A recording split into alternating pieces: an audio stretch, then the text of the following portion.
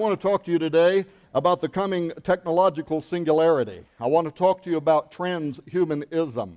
I want to talk to you about the coming human enhancement revolution because, folks, there is a growing, serious body of individuals in the world today who actually imagine the use of those monkey genetics as well as synthetic forms of life and other forms of whatnots, if you will, as being applied to our human biology in the very near future towards a post-human condition.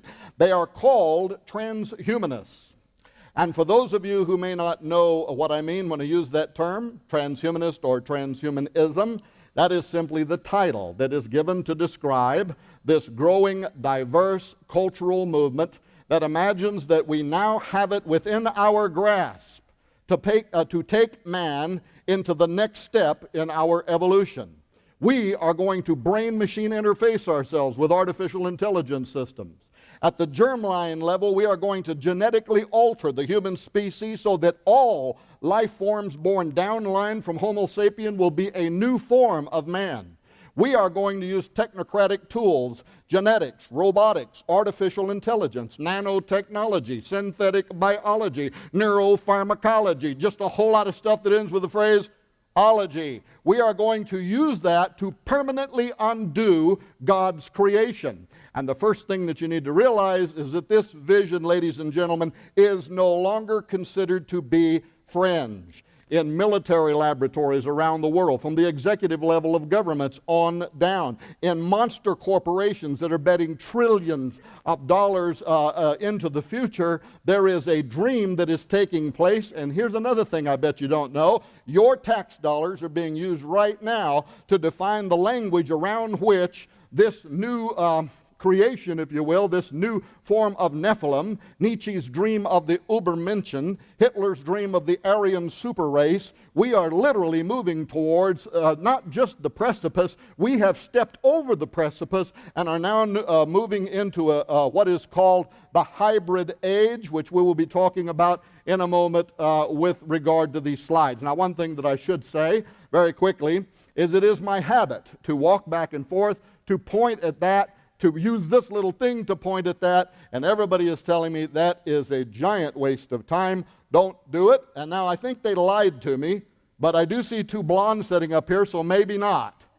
They told me there were two blondes with tasers, and that if I stepped away from this pulpit, their job was to shock me back into position. I'm not kidding. And the thing was, and what's scaring me is not just one of them told me that. One told me, and then the next one said the same thing in a different room. And then Chuck Missler told me that. I believe him. What's he got to lose? Huh? He's already famous. What's shocking one preacher like me going to do to his reputation? That maybe build on it. Well, in any case. Okay, here we go. I was completely aware last year when I went to the Science and Supernatural Conference in Dayton, Ohio. When I spoke there, I was convinced that the average Ohioan was completely unaware of how, right there in their state in recent years, the Case Western Reserve Law School had been the recipient of $773,000 from the NIH, the National Institute of Health.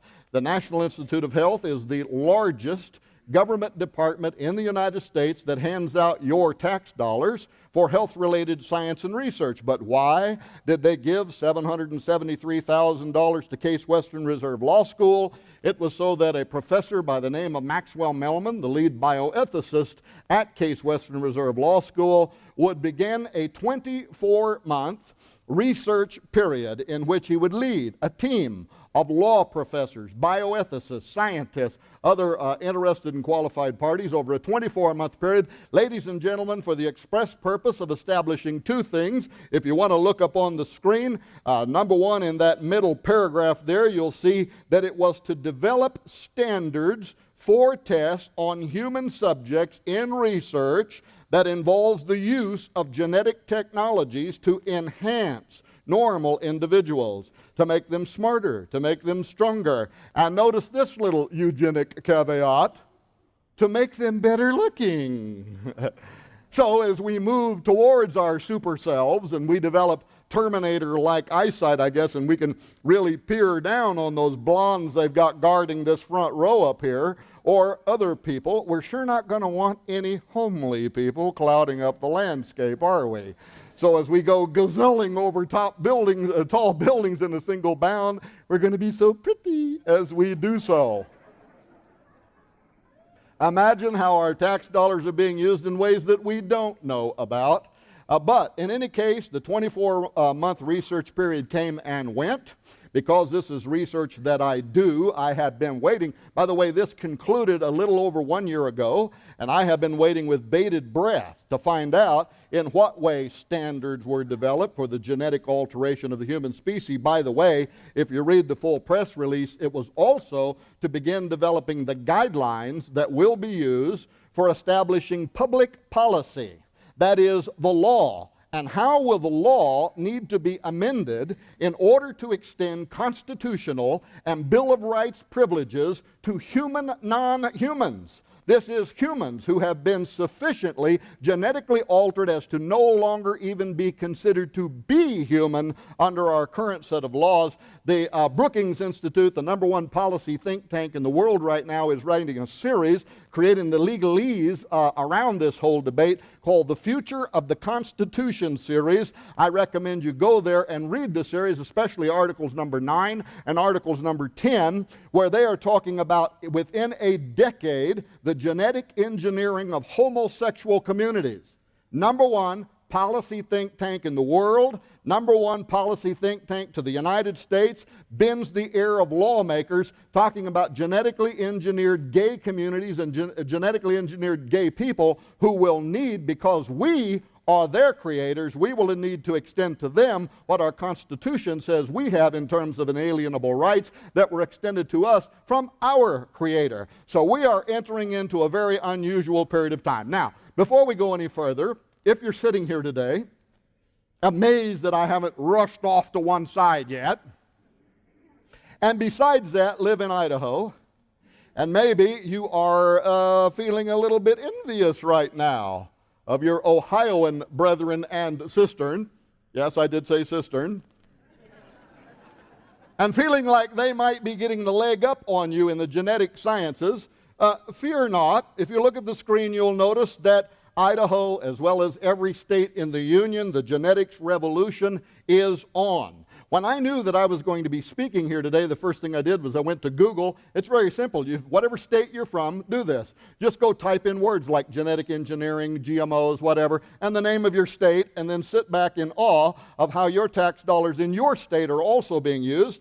Some of the stories that popped up here in Idaho, this is the National Association of Science Writers talking about genetically modified animals having the potential for food and medicine, and they're interviewing here one of your scientists here in the state of Idaho. The USA Today article talking about Idaho company trying to perfect a genetically modified potato that's tastier and healthier. So your famous Idaho spud is literally about to get a new life, with emphasis on life. Of course, here's the Bioscience.org website celebrating the birth of the first cloned mule born in America, which was born here in the state of Idaho. Other articles, by the way, that popped up on the screen had to do with stem cell sciences in Idaho, had to do with the creation of human-animal chimeras at the embryonic level, which is part of the pharmaceutical research. And by the way, last night, I wasn't even looking for this. I was checking my email, and I thought, well, I'll just check my Google News alerts. And here was another article from an Idaho farmer, and the name of the article was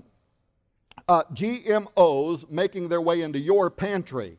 And what this farmer was talking about is he is a farmer that raises large alfalfa fields here in Idaho, and he's very concerned because his alfalfa is being contaminated by genetically modified alfalfa that's also being raised here in Idaho, but that the dairy cows that are feeding on this alfalfa are assimilating the genetically modified organisms in their milk, which is then going to your local Walmart superstore, and you are drinking GMOs, something that we absolutely do not know very much about in terms of its long-term impact on the health. But ladies and gentlemen, the point is this. All across the United States, it isn't just Idaho, it isn't just Ohio, the state that I come from, Missouri, at the University of Missouri, we are raising humanized pigs that have human DNA in them for experiments in xenotransplantation. This is happening in every state in the Union, and we are the laboratory rats. Well, you might be saying, oh, surely, Tom,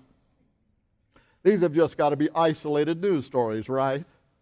I mean, you just went out and picked a couple of stories to try to impress Chuck Missler, or as if I could do that, or to prop up your thesis to try to make it look like it's more important than what it really is. Here's the truth, ladies and gentlemen. Before my house burned down, didn't your house burn down one time, Chuck?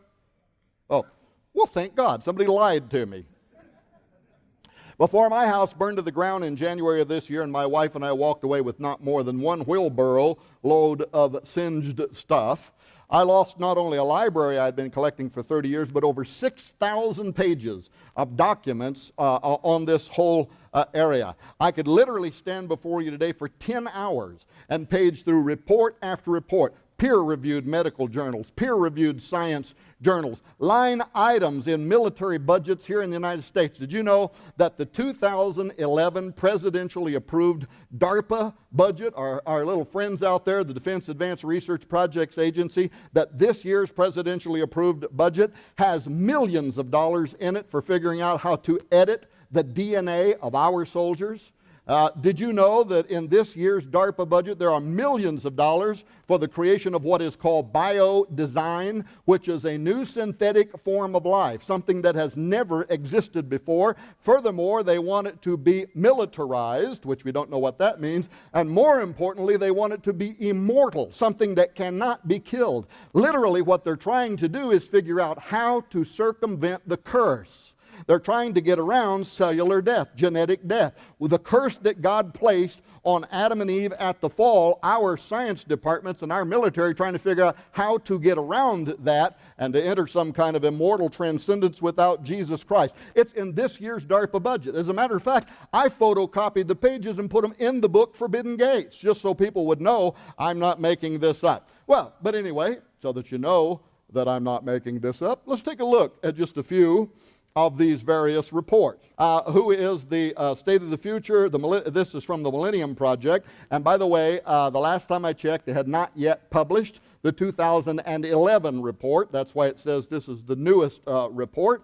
The Millennium Project was founded in 1996 after a 3-year feasibility study with the United Nations University, the Smithsonian Institution, Futures Group International, and the American Council for the United Nations University. It's a global futures research think tank of futurists, scholars, business planners, policymakers who work for international organizations, governments including the government of the United States, corporations, non-governmental organizations, and universities.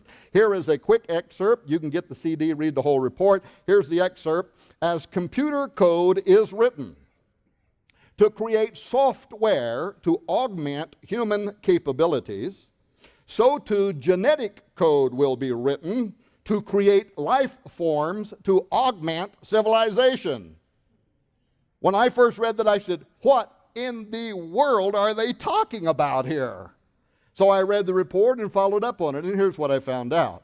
Some of you may be aware how that many agencies around the world, including our government, and our military especially, has had a very strong interest for the past few decades and have spent billions of dollars in the quest to decode the secret brain language of the brain, the neural code, the neuron pulses of the brain. We have an interest in this, perhaps even for weapons technology purposes, to be able to control literally the thoughts of individuals at a distance. But beyond that, there are practical applications. Imagine the benefits to a paraplegic who could drive a wheelchair by thought alone. So there's a lot of benefits that could come out of this kind of technology. It's called brain-machine interfacing.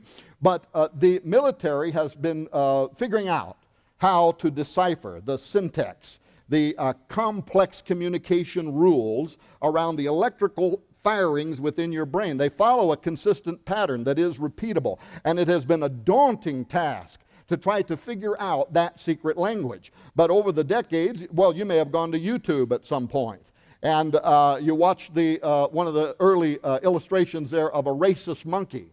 And it's got a chip implanted in the hippocampus of its brain, and it's got wires running out of its brain that's going into a computer. And by thought alone, the monkey has learned how to move a computer cursor around on a screen in order to make decisions and then to get rewards. Well, that was a very early illustration of this technology. The technology has gone crazy in just the last few years, especially the last 36 months. We have had amazing breakthroughs in developing the algorithms that can work with breaking the neural processes of the brain down into digital code. That is strings of ones and zeros, where it can then be broadcast into a receiving station somewhere and reinterpreted to its exact meaning. Orders, emotions, whatever that might be. You know what I'm talking about, don't you? You're sitting here right now, you're listening to me, and thoughts are going through your head. That's neural activity. You're sitting there thinking, man, this guy is out of his ever-loving gourd. Or you're sitting there thinking, geez, I'd love to go to the bathroom, but if I get up, everybody's going to look at me. Or whatever it is you're thinking. That's the neural pulses of the brain. Well, now, by the way, in just the last 36 months, we have developed extracranial neural readers.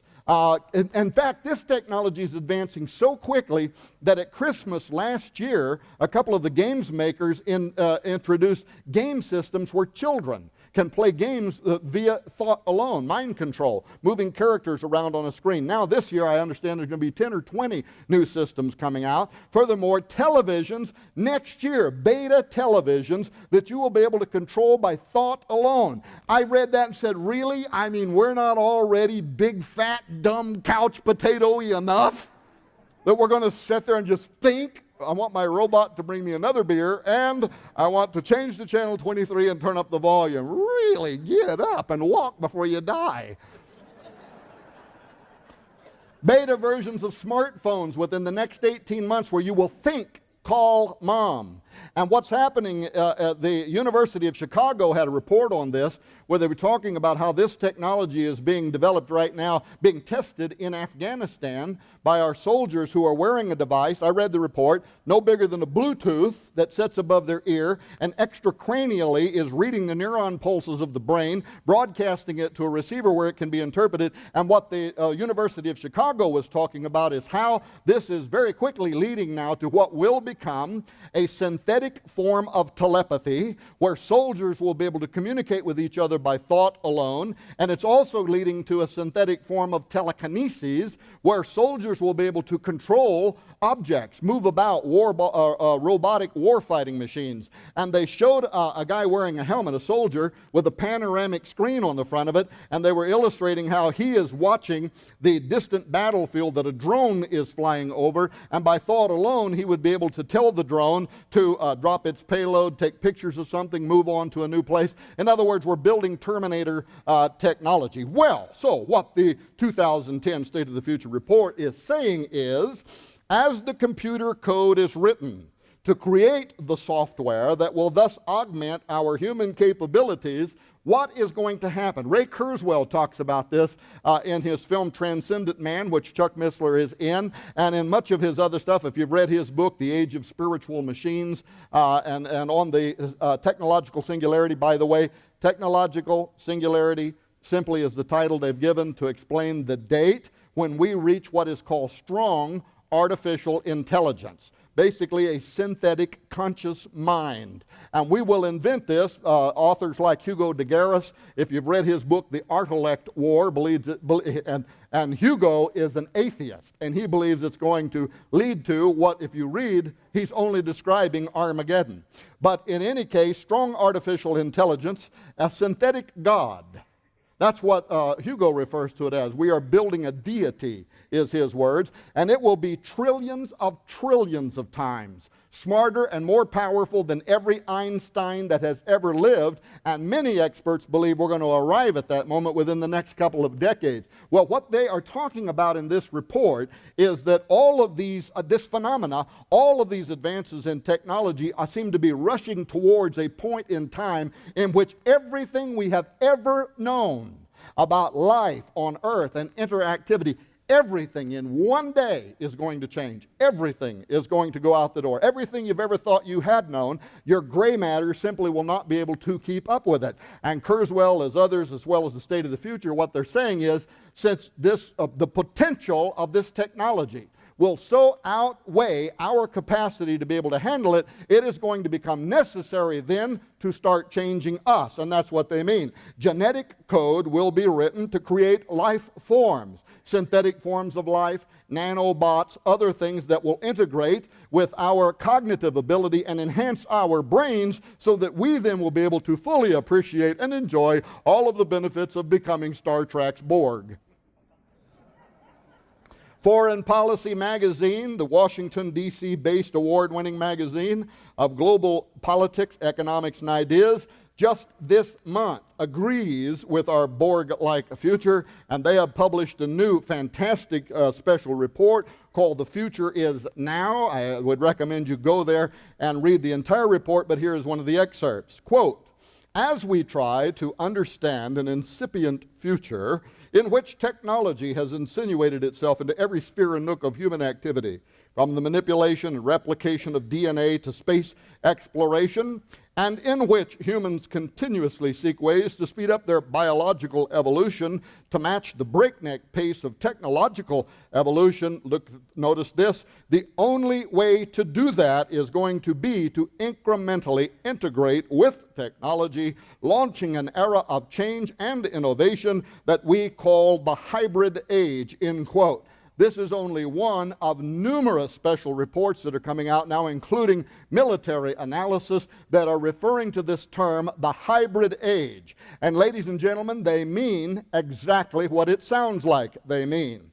They're saying there was the Bronze Age, there was the Agrarian Age, there was the post-industrial age, there was the industrial age, there was the information age that gave birth to the internet, but we have entered into what is now called the hybrid age, in which every living thing, everything that God made is going to be hybridized. Think about that. The God who set barriers between the species and ordered that each kind only reproduce after its own kind has us in his face now saying, yeah, but we think we're going to do something different. We are entering into the hybrid age. We are genetically modifying crops. We are genetically modifying animals. We are creating transgenic forms of animals. We're talking about everywhere, all across the world, in the United States, Europe, Austria, China, all over the place. This is happening. We are genetically altering humans at the embryonic level. In Britain right now, there is designer baby technology, which has already started, sex selection, hair color, eye color. The next step, of course, will be germline genetic engineering to start engineering their genetics at the earliest level, the sperm level or the egg level or the earliest embryonic level, so that it then becomes adapted into their genotype. We engineer a new form of human whose genotype is different than yours is, which means whatever we engineered, that has become heritable. Everything born down line for that re-engineered human will become as it is. Does this sound to anybody but me like this is something we tried on Earth once before? Yeah, this is happening. We're entering into the hybrid age where everything is going to be altered. I'll have to move quickly if I'm going to get through all this. The Mail Online, this was one of the top news sources out of the United Kingdom. Your children will live to see man merge with machines, but will it save or destroy us? Here is the Evangelical Lutheran Church in America, Redesigning Humans, the Final Frontier. And as a matter of fact, Professor Margaret McLean here is actually talking about people like Professor Gregory Stock, who is a leading transhumanist advocate of germline genetic engineering, the permanent altering, undoing. Well, look, actually, look at what he says here in that last paragraph, paragraph 4. We know that Homo sapien, that's you, is not the final word in primate evolution, but few have yet grasped that we are on the cusp of profound biological change, poised to transcend our current form and character on a journey to destinations of new imaginations, end quote. Of course, again, I would take issue. I don't think this is a new imagination or thought. I think this is an old imagination or thought, and by the time we get to the end of this presentation, you'll see that I also think that it's very prophetic. Hey, here's a Scientific American, triple helix. designing a new molecule of life. You didn't even know your double helix is outdated, did you? Here we sit, Ford Pintos, Chevy Chevettes, not even aware that our benevolent overlords are working overtime to upgrade all of us, at least to Cadillacs, if not Rolls-Royce altogether. Here's Christianity today. The techno-sapiens are coming. When God fashioned man and woman, he called his creation very good. Transhumanists say that by manipulating our bodies with microscopic tools, we can do better. Are we ready for the great debate? Well, the techno-sapiens are coming, but when are they going to be here? Only 2 weeks ago at MIT, the famous Massachusetts Institute of Technology's MTech conference, we were told, get ready now for a new human species. Here's an excerpt from the article. The ability to engineer life is going to spark a revolution. That's the hybrid age revolution, the new revolution that will dwarf the industrial and digital revolutions, drop down to the bottom, because we can engineer our environment and ourselves. Humanity is moving beyond the constraints of Darwinian evolution, and the result may be an entirely new species. Here's New Scientist magazine agreeing with the new species of man. And in this article, Evolution Machine, Genetic Engineering on Fast Forward, they are talking about some of the instruments that are being used to move us towards our post-human future, including gene sequencing machines. And they're talking here about how the technology is becoming much more affordable. The machines are becoming much more powerful. Notice under that little italicized, right under that line, that little italicized opening remark, automated genetic tinkering is just the start. This machine could be used to rewrite the language of life and create new species of humans. And notice that interesting graphic they created where it's got the double helix coil, the human coil, going into the machine, and at the top being spat out all kinds of alien green, wonderful forms of new humanity mixed up with all kinds of other stuff. Well, among the thousands of laboratories around the world where creators have been honing these skills towards our post-human future, human-animal chimera research has been a very important model. I want to talk about this news story here for just a moment. First, notice that this is Reuters news. I want you to know that this is not Weekly World News when you see what they're talking about here. I don't want you to think I grabbed this from the tabloid section as I was exiting that Walmart supercenter. Reuters News, and look at this headline. Scientists want debate on animals with human genes. But look at this first paragraph. A mouse that can speak, a monkey with Down's syndrome, dogs with human hands or feet. British scientists want to know if such experiments are acceptable or if they go too far in the name of medical research. Now, please note that this article was published 24 months ago. Why would I include this article with these more recent statements that are being put forward? You'll understand that in a moment. And let me give you just a very quick background to this.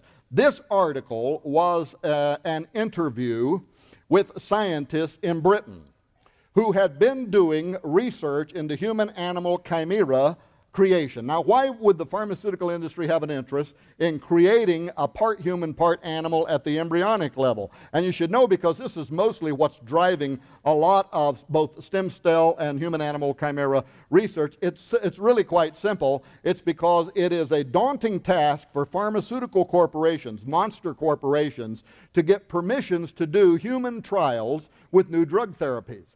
And they have the potential of making untold amounts of money. And how many know that when it comes to the giant corporations, it's really all about money? It's not about ethics, it's about money most of the time. Well, they stand to make trillions of dollars as we move into the future with new drug therapies.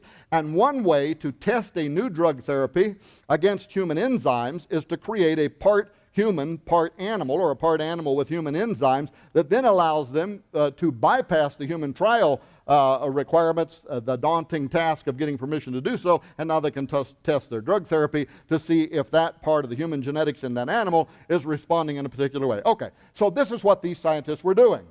Human-animal chimera research in Britain, and they went to the government of Britain, and they wanted to know if they could have access to public funds, tax dollars, to fund their research into this. Well, people in Britain started finding out about it, and especially among the pro-life community, there were those who did not like the idea that their money would be used to create a part human, part animal that then would be experimented on and then killed.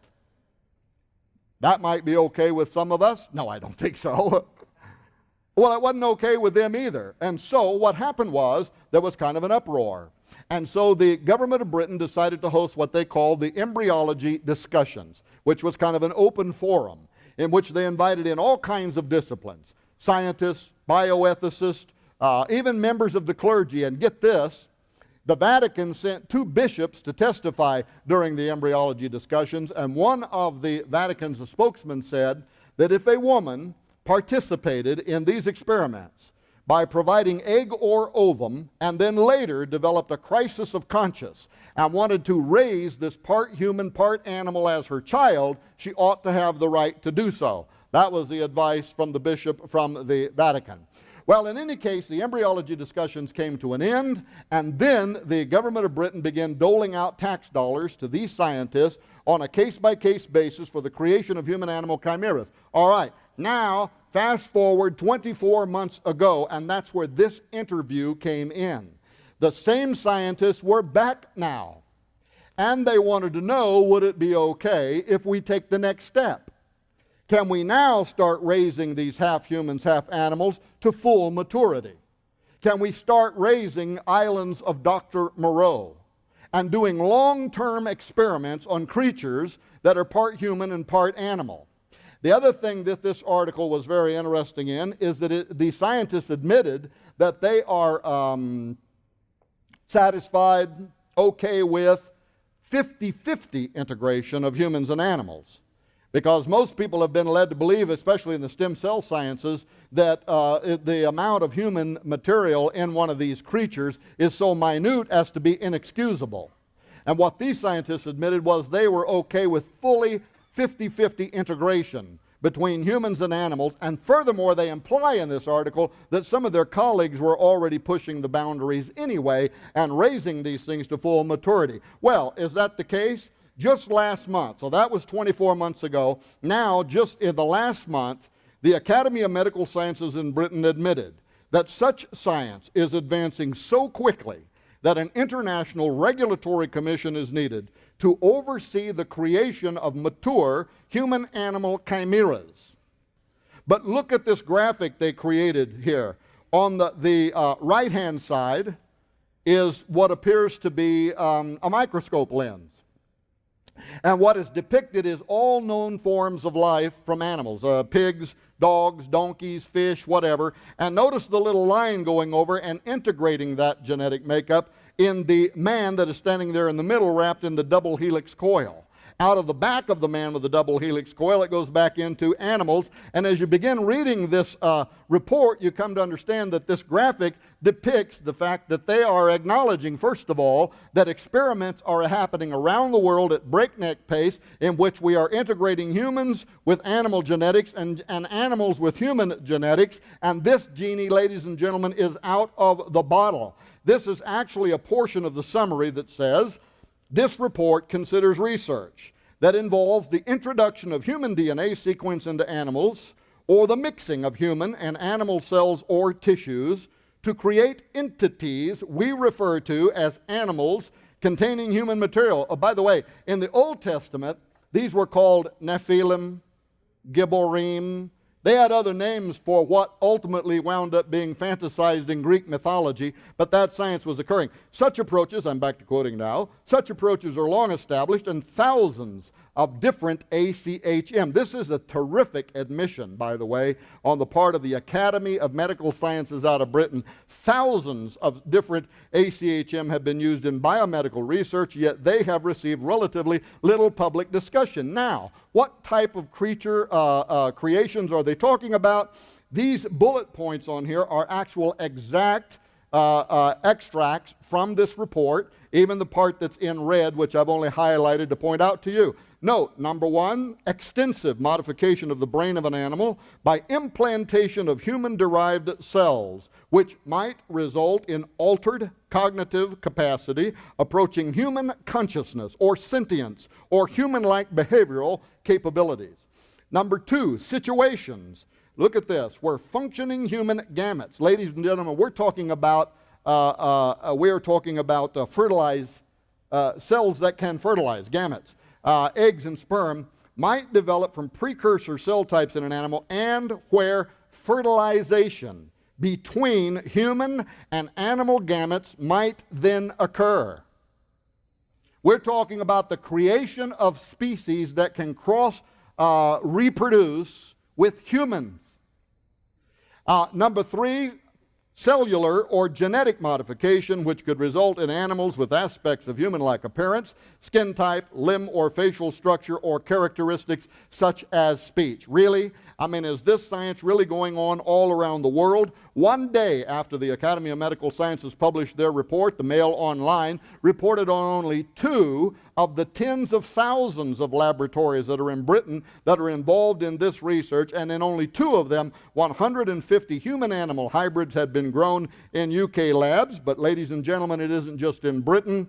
The United States published its own similar report, beating the United Kingdom by 20 years. And in their 1982 report, Splicing Life, the United States President's Commission for the Study of Ethical Problems in Medicine and Biomedical and Behavioral Research looked at the social and ethical issues of genetic engineering with human beings, including interfacing humans with nature and animal, as well as combining man with new forms of life. They were actually back then imagining synthetic biology, which of course the J. Craig Venter Foundation has since accomplished, integrating man with synthetic forms of life. The report imagined that the dawn of this science would occur within 10 to 20 years. Now, why did I put down there how prophetic? Well, you're going to find out in a few moments. Because report after report from the government, this was published in 82, they imagined within 10 to 20 years, which would take us approximately to where we are now, or sometime around in and around the year 2012. A date that continues to show up in government report after government report telling us that any time after the year 2012, the first baby steps will be established that will ultimately lead to a new form of life. A new form of human will emerge upon the earth. Hang on to that thought for a moment. All is well, though, because at Emory University just last month, Rabbi Michael Broidy stepped forward to argue that Jewish law will support such animalized humans so long as it produces superior people. And there's the Emory University screen grab. Here's a quick excerpt. Genetic engineering, in which the traits of different individuals or animals are combined, already has resulted in amazing combinations. Jewish law would support similar intentional human-human chimerism, in which the embryonic material of 2 fetuses is mixed, or human-animal chimerism, in which the cells of a human are mixed with the cells of another mammal. Here's the Washington Post of mice, men, and in between. Scientists debate the blending of animals and human forms. Here's the New York Times. Merely human. That's so yesterday. Here's Counterpunch, Monsters, Inc., the Pentagon plan to create mutant super soldiers. Here's the Center for Bioethics and Human Dignity, the future of the human species. Here's Discovery News, part human, part machine transistors devised. Here's the Danger Room at the Wired magazine. Pentagon looks to breed immortal synthetic organisms. And I want to say something about this news story too. Top Pentagon scientists fear brain-modified foes. This is an article that was published about 3 years ago. I have included it with these newer reports for this reason. This was the first time that the public began to learn that some of the top think tanks that provide advisory information to the United States military now see the human enhancement revolution as the next arms race. That's right. In much the same way as the old Soviet Union competed with the United States during what is now called the Cold War for nuclear supremacy. Top advisors such as the Jasons. Who are the Jasons? You can read it. They are the celebrated scientists on the Pentagon's most prestigious scientific advisory panel. And that's all you ever will know about them unless you have, like Chuck Missler, top secret security clearance or access to such, because these people are very guarded of their identities, but suffice to say they are among the scientific and academic intelligentsia. And the Jasons have been advising The U.S. military in this report, and one that I did not include in this PowerPoint presentation that you should Google and read, is a newer report called the $100 Genome, Implications for the Department of Defense, in which, get this, they tell the Department of Defense that they only have until December of 2012. Now, why that date?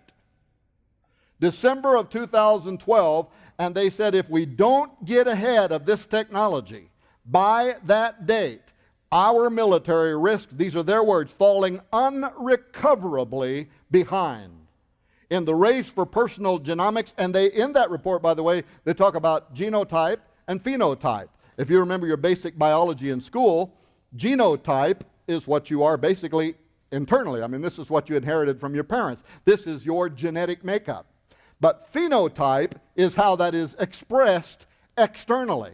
It's the way you walk, the way you talk, the fact that you're bipedal. It's what makes you look to me like you look to me. That's your phenotypic expressions. And the information from the to the Department of Defense from the Jasons, what it is implying is as we begin altering humans in terms of their genetic makeup, they are going to start looking different. They're going to start walking different. They're going to start acting different. They're going to start becoming different. And once again, I think this happened once before in history. But this article right here 3 years ago was the first time that the public began to learn that these high-ranking top intelligence agency advisory panels now see human enhancement as potentially the next arms race. Well, I got to go very quick. Discovery Magazine looked into this technology and in the hands of transhumanist aspirations concluded that it is the most dangerous idea in the history of the world. There are hundreds more similar news and peer-reviewed articles on the coming human enhancement revolution that we don't have time to talk about, so let's take a little turn in the road here now, and let me talk to you for the next little bit about something else. How soon? This is a big question. Before the human enhancement revolution is widespread. Now, you say, okay, Tom, you mentioned the year 2012. Do you believe that December 21st, 2012, the end of the Mayan calendar arrives and all of a sudden the floodgates open and the earth is swarmed with new Nephilim? No. I hope not. Although Isaiah did say, open the gates, ye ruler, I give command and I bring them. And in the Greek Septuagint it says, giants are coming to fulfill my wrath. Opening a gate. And this after the destruction of Babylon. So this is all very prophetic. Okay, so maybe, but I sure hope not. But the point is this, that this is the date that the experts believe that what we have been doing to genetically modified crops, what we have been doing to genetically modified animals, we are going to begin doing to humans, and ultimately it's going to reach an exponential curve where there will be widespread commercialization of the altering of humans. It's going to start on the battlefield. It's in this year's DARPA budget for editing soldier DNA. But just like so many other things, DARPA invented the internet, but now we all participate in it. The military developed global positioning satellite systems, and now every one of us have phones and GPS navigators in our car. So what begins in the battlefield is going to ultimately make its way into the broader culture at large. And for whatever reason, like this report right here, converging technologies for improving human performance. It's got bullet points, it's got graphs in it, all talking about how these sciences are going to be used to create a new version of man. In fact, you remember the old commercial that showed an egg inside of a frying pan frying and it said, "This is your brain on drugs"? Well, if you read this, you'll understand why they show a man with his brain on the front of it, because this is your brain on transhumanism. That's what this is all about. But I think there's something, and this was published approximately a decade ago, in which they speculated that approximately within a decade, sometime around the year 2012, the first baby steps towards the emergence of a new form of man. Now, what's very strange about this to me, and I will apologize here if suddenly I start becoming a little bit of a preacher maybe. Is that okay? Anything to wake you up. There's something here that I can't quite put my finger on, but it is very unusual. And you know that one of the approaches in the Koinonia Institute is you deal with probabilities. Sometimes you can't really nail something down beyond a shadow of a doubt, but what you can say is it's 99% probable that this is the way it is. And when I deal with mathematical probabilities, I can't understand why, for instance, all of our reports are looking to the year 2012, but did you know that for thousands of years, occultic societies around the world prophesied, not just the Maya, that in the year 2012 there would come the emergence of a new form of man upon the earth? See, the Maya didn't say that December 21st, 2012 would be the end of the world. And you see these modern Maya. In fact, don't we have something like a group of them right now going across the United States with 13 crystal skulls talking about all this? I think I read something about that in the news or heard something about it. And they're celebrating the coming of 2012, but they're going to wind up in some place like New York on 11/11/11. All of these are very powerful occultic numbers. But what these new Maya and what the old Maya, what they actually were saying was, first of all, it's all based on the precession of the equinox, the rotation of the planets, doodly doodly doo, and they were very, well, I just don't want to get into that.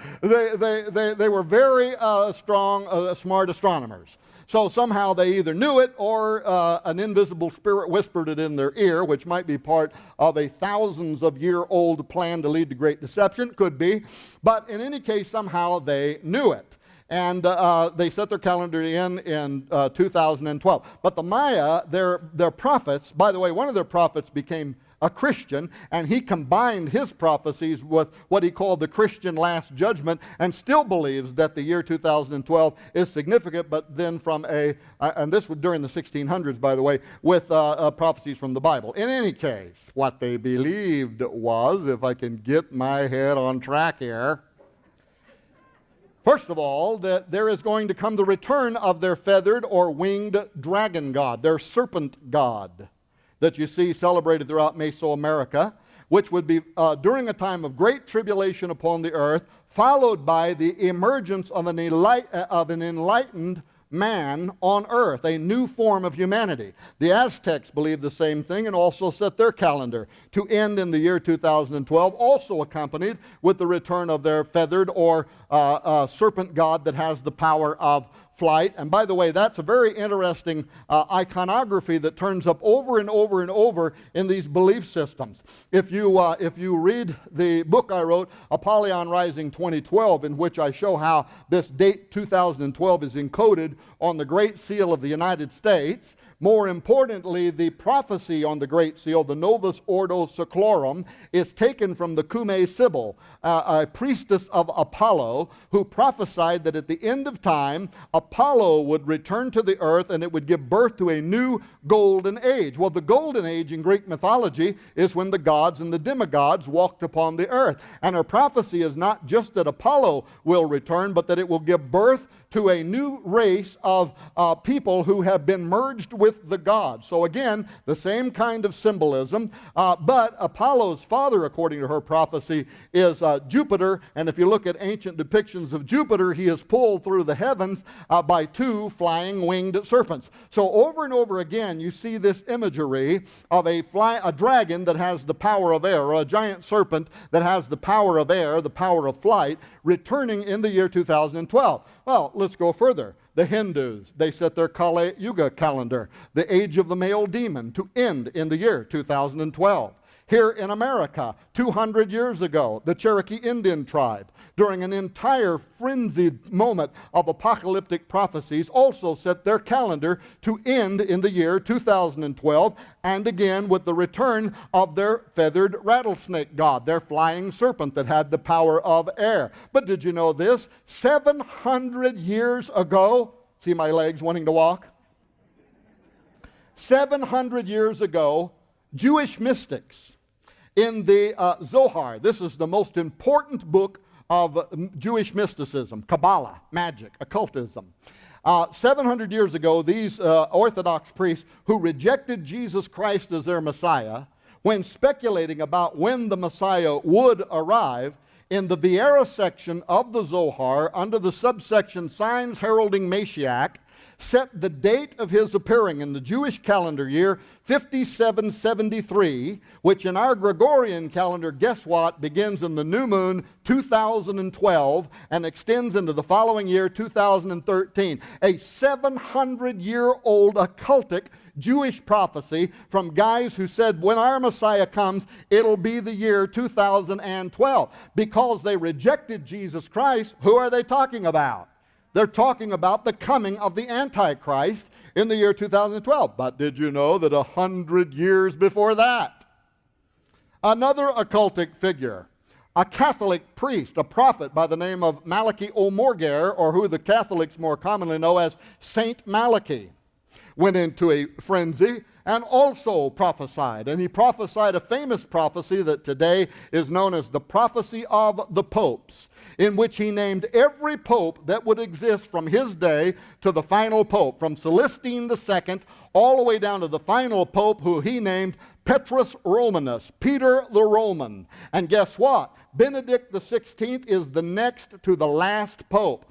Benedict is 85 years old. He's having health issues. He's already talking about retirement, and there was also a threat on his life. The very next pope, if this prophecy is accurate, and by the way, if you study the prophecy, it is mysteriously accurate. For whatever occultic influence that was there, it seemed to know something. The very next pope will be Petrus Romanus, who St. Malachi said will give assistance to the rise of the Antichrist. So, ladies and gentlemen, all around the world, prophecies from thousands of years, from all kinds of disparate societies, who we have no information, no knowledge that many of these cultures knew each other, but all prophesying a forward moment in time. Now, how could that be possible? Do I put the prophecy of the Maya or Malachi O'Morgair or any other O'Gair on a level with the prophecies of the Bible? Absolutely, I do not. My interest in this is why this occultic presence for thousands of years, separated by time and distance in all these cultures, has been fascinated with a date in which they imagine the return of their great dragon having the power of flight and the emergence of a new form of man on earth. By the way, the Cumae Sibyl's prophecy about the return of Apollo, that if you dig in your purse or wallet and put out a $1 bill, you've got that prophecy in your possession right now, the Novus Ordo Seclorum, the return of Apollo at that date. Apollo turns up also in New Testament theology. When speaking of the Antichrist, it says he will be the son of perdition.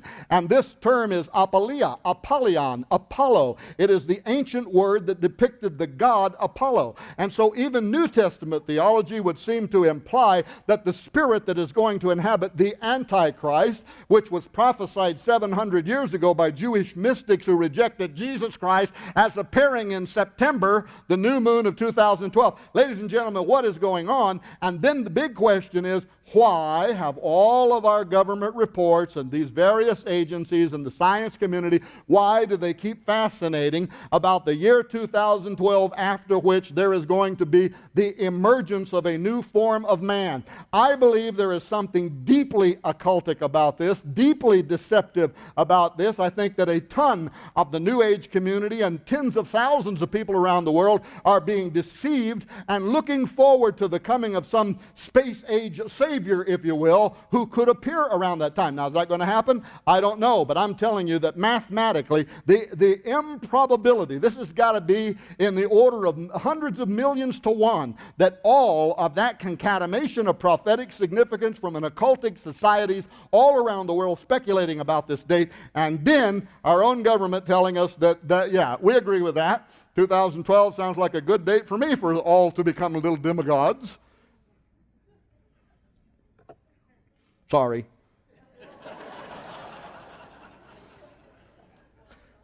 Well, whereas 2012 may be looked back on as the dawn of the human enhancement revolution, Time magazine considered the matter, interviewed Mr. Singularity himself, Ray Kurzweil, and concluded that 2045 is the year that man becomes immortal. Some believe the new man is going to be here even sooner, however, and they are preparing for it. At the School of Law, Birkbeck, the University of London, preparations are already being talked about.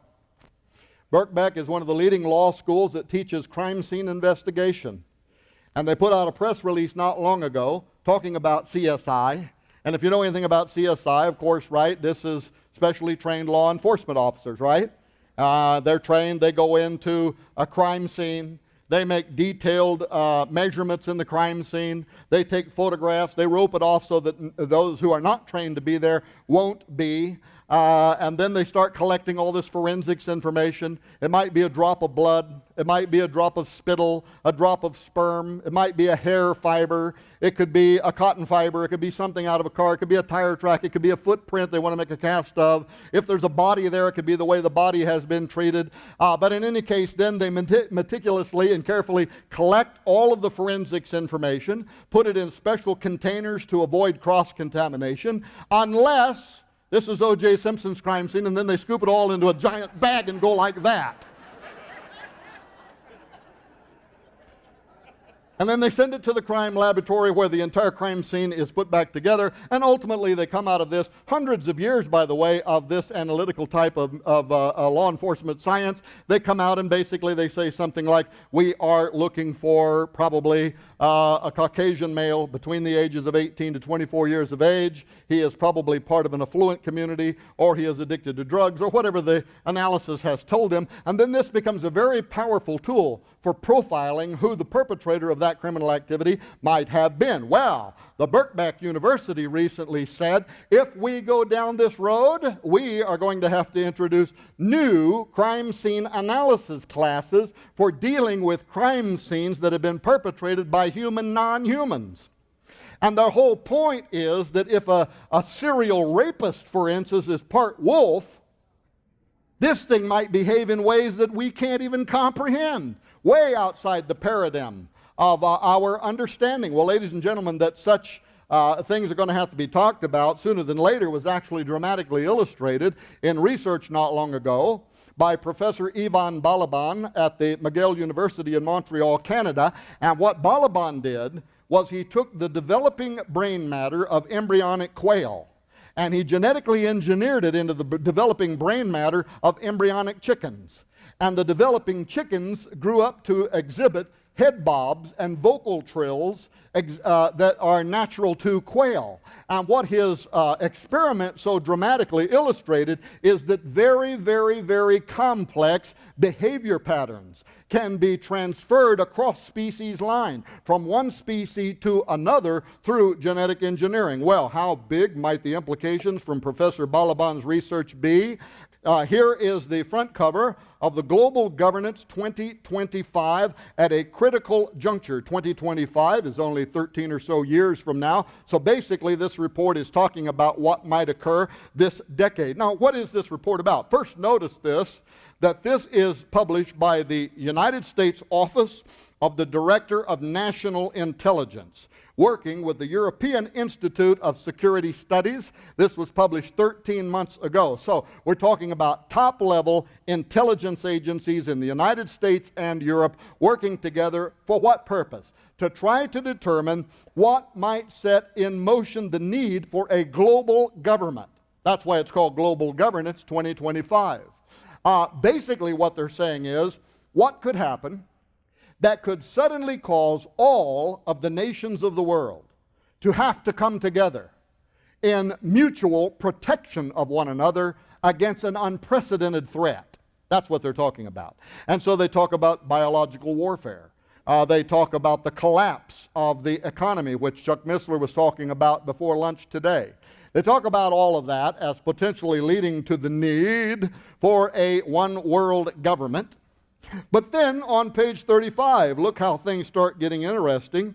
No forum currently exists for dealing comprehensively across the scientific community, industry, and government on measures needed to diminish the risk posed by the biotechnology revolution. In addition, biotechnology can drive new forms of human behavior and association, creating profound cross-cultural ethical questions that will be increasingly politically contentious. Few experts believe that current governance instruments are adequate for these challenges. That's what the Birkbeck Law School was also saying.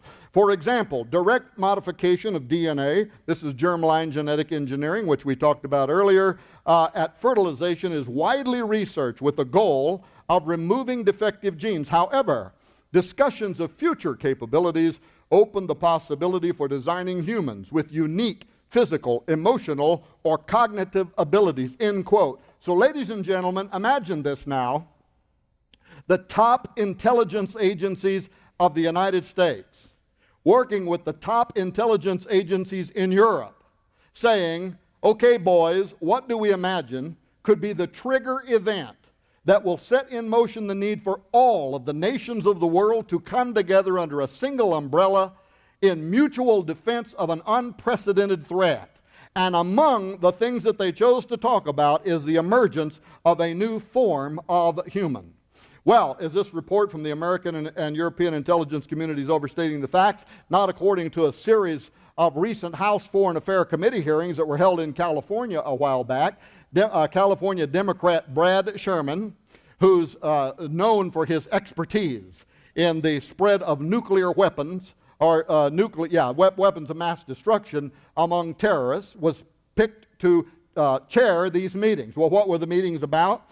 A journalist for Congressional Quarterly magazine by the name of Mark Stenzel attended the events, listened to the HFA hearings, then went back and wrote a feature article for CQ magazine called Futurist, Genes Without Borders, in which he described listening to the HFA hearings as sounding more like a Hollywood pitch for a sci-fi movie than it did a sober discussion of scientific reality, with all of its discussion of super animals, super intelligence, and superhumans on the near horizon that represent an existential threat against which mankind is not prepared. Well, ladies and gentlemen, in designing humans with unique physical, emotional, and cognitive abilities, I believe that we could be witnessing the unfolding of biblical prophecy. Anybody agree with that? First of all, genetically altering living organisms could unleash plagues of end times proportions. What does God know that we don't know besides a lot about why he put barriers between the species that we are now so freely crossing over? We used to look at verses like Zechariah 14:12, talking about people's flesh consuming off of them while they stand, and we would interpret this as possibly radiological contamination from a nuclear confrontation, and that might be what it is. But now, with the biotech revolution, ladies and gentlemen, we are opening a Pandora's box to a million kinds of a molecular biological nightmare.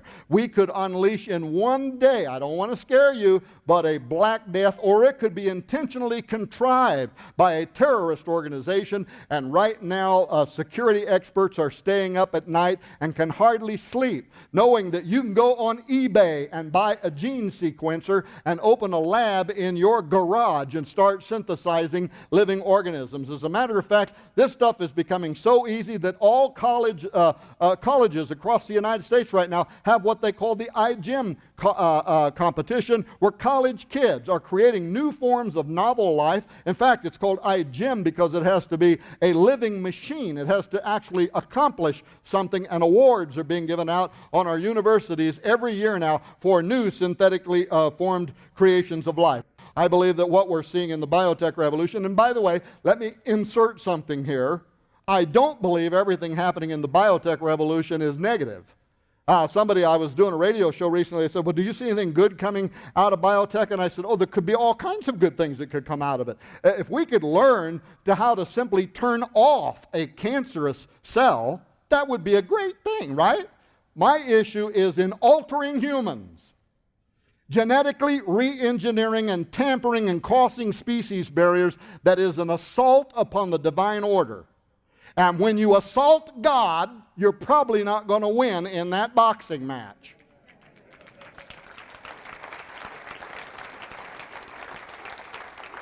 I believe it could also be a fulfillment of Luke 17:29, where our Lord says that his appearing would be as in the days of Lot. If you go, as I said earlier, to the Brookings Institute right now, you'll see where they're making the arguments for the creation of homosexually, genetically engineered gay Gattaca communities. And then lastly, I believe it could be a fulfillment of Matthew 24:37, when our Lord's closest disciples said, Lord, tell us, what shall be the sign of thy coming and the end of the aeon, the end of the age? He gave them a whole series of signs that are all unfolding around the world as we speak. And then he ended it by saying, as the days of Noah were, so shall also the coming of the Son of Man be. What was it that happened in the days of Noah?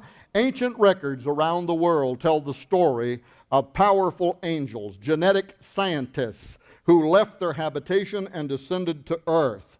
The story includes genetic alteration of human and animal genetics. In fact, the Bible itself, by the way, tells us that the flood came because all flesh, both man and beast, had been corrupted. And many of the ancient records even describe the blending of these species, which then later turns up in Greek mythology. But the result was to create a body into which they could extend themselves, later became known as the Nephilim.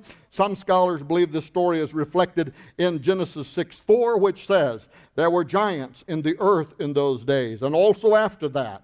When the sons of God came in unto the daughters of men, and they bare children to them, the same became mighty men which were of old, men of renown. But even if someone disagrees with that assessment, discredits the prophetic questions that I have raised, or disagrees with certain theological situations like the angel theory of Genesis, which I happen to believe, which is very interesting because when I was a young preacher and knew everything there is to know about doctrine in the world, because I graduated from a Bible college, and bless God, I'm the answer man, I was a Sethite.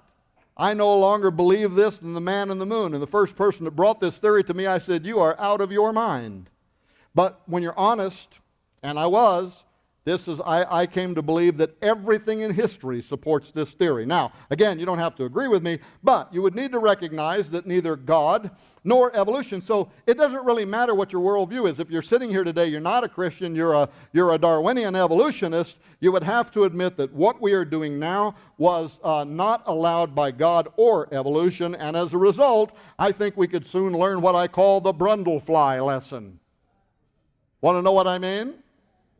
Have you seen that old movie, The Fly? And there was this scientist by the name of Seth Brundle, and he was conducting teleportation experiments. And one day he goes into machine A, not aware that a common housefly had flown in there, and he pushes the button, is discombobulated. He is transferred to machine A, where he is remolecularized, walks out of the machine feeling fine, not aware that his genetics have been combined with the genetics of a common housefly. Well, very soon he starts becoming the transhumanist dream come true. He's got lightning quick agilities, superhuman strength, the sexual proclivities of an African lion. But then something else happens, and he starts mutating into a horrific monster and has to be destroyed. Jeff Goldblum, who starred in the remake of that film, also starred in the Jurassic Park movies. And I love the scene in the first Jurassic Park. He's playing a character, by the way, a Weasley-looking guy. Jeff Goldblum plays a very good Weasley-looking guy by the name of Ian Malcolm, who is a scientist that subscribes to the chaos theory. And he is in the back of a Jeep. Do you remember this scene? And I think the guy's driving and the woman's sitting here, and they are being chased down the road by a giant man-eating Tyrannosaurus Rex that is nipping at the back of the Jeff Goldblum character's head, who's leaning forward, and he says to the people in front of him, who in the world thought this was a good idea? Who thinks what I'm talking about is a good idea?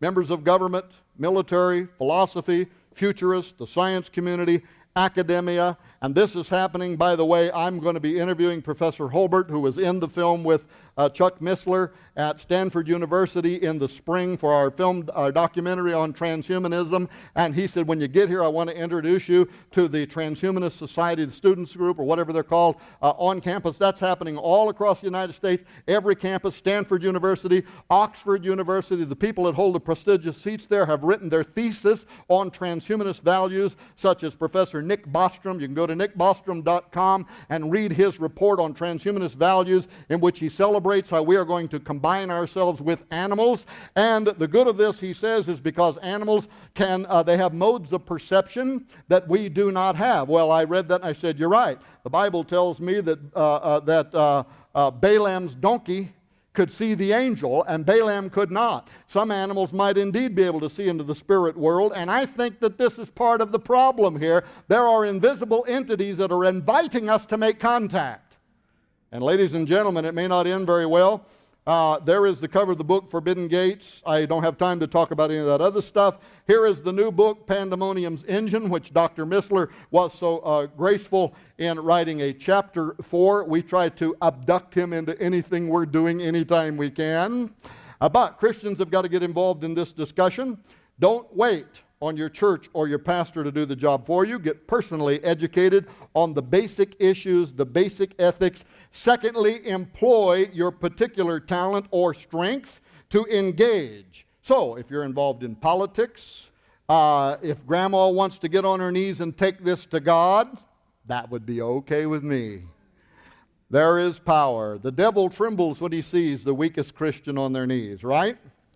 From media, if that's what you do, to education, whatever it is you do, make the issue of transhumanism some part of your sphere of influence. It doesn't have to dominate your life, but at least have a basic knowledge of what is coming, because, ladies and gentlemen, the average American is completely unprepared for not only what is coming, but how quickly it is going to be here, actually already is here. There were 2 children born in Britain recently that are the genetic offspring of 3 genetic donors. We're already doing this in the earliest stages. So make it a part of your influence. Also remember to operate in love and respect of others. That's why, by the way, the title of this book, have you ever seen a longer title? Forbidden Gates. How genetics, robotics, artificial intelligence, synthetic biology, nanotechnology, and human enhancement herald the dawn of techno-dimensional spiritual warfare. The National Science Foundation report, the newest one, Ethics of Human Enhancement, 25 questions and answers, that little picture down there on the bottom to the left, I did not include in today's discussion about this as an NSF, another report that you paid for. And Patrick Lynn, who is the co-author of that report, went on the Institute of Ethics and Emerging Technologies, the IEET, and referred to me as a pig and as a person who would make people like Ted Kaczynski, the Unabomber, proud. And what was my crimes against humanity? I had written an article called Open Letter to Christian Leaders on Biotechnology and the Future of Man. It was picked up by The Wire. It was published at Wired magazine. And all I was asking pastors to do is read the stuff that these people are saying and be aware of it. Well, he didn't like that. And but the point about all of this, ladies and gentlemen, is that I know from experience we have entered into an ideological battle. We are at war for the mind of a generation. Make no mistake about that. Thank you very much for allowing me to come here today and take some of your time.